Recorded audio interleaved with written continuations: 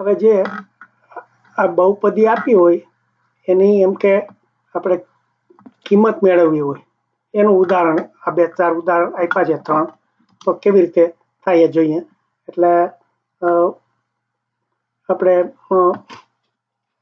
જો કે ચોપડીમાં આપ્યા છે એવા જ જરૂર નથી, પણ આ પહેલા આમ લખ્યું છે કે px બરાબર એટલે આ બધી બીજગણિતમાં છે. px હોય, qx હોય એટલે અથવા તો fx હોય એટલે ફંક્શન. આ બધાના જુદા જુદા બહુપદીનું આખું એક ટૂંકું નામ આપવું હોય એના માટે છે. એટલે કૌંસમાં x એટલે કે આમાં x છે એ ચલ છે. આપણે ચલ ને અચલની જે વાત કરતા હતા, તો હવે એની કિંમત કેવી રીતે શોધાય? તો ધારો કે આ સૂત્ર મેં મૂક્યું હોય કે આ px બરાબર 3x સ્ક્વેર વત્તા 2x વત્તા 7. હવે આની આપણે કિંમત શોધવી હોય તો ધારો કે આપણે કઈ x નું કીધું ને ગમે તે કિંમત લખી શકાય. ધારો કે x બરાબર હું 2 ધારી લઉં તો શું કરવાનું? તો x ની જગ્યાએ 2 મૂકવાના.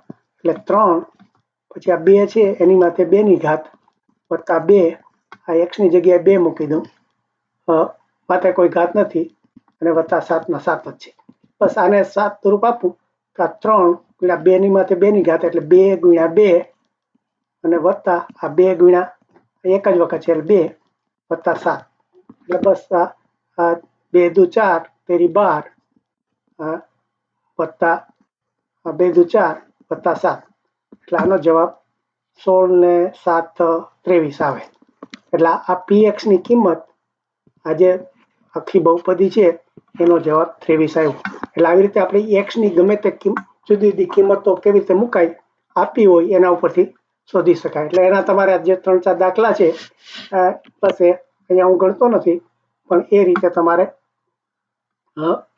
બહુપદીના પ્રકાર કેટલા થાય, એનો સહગુણક કોણ થાય, એનો ઘાત કેટલી થાય એ બધું આપ્યું હોય.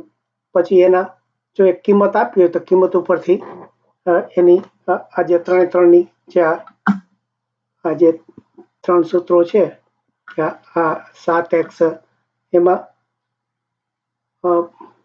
બધાની કિંમત x બરાબર 1 મૂકીને એની કિંમત શોધવાની છે. તો આ 7x વત્તા 14 ની કિંમત 21 મળી.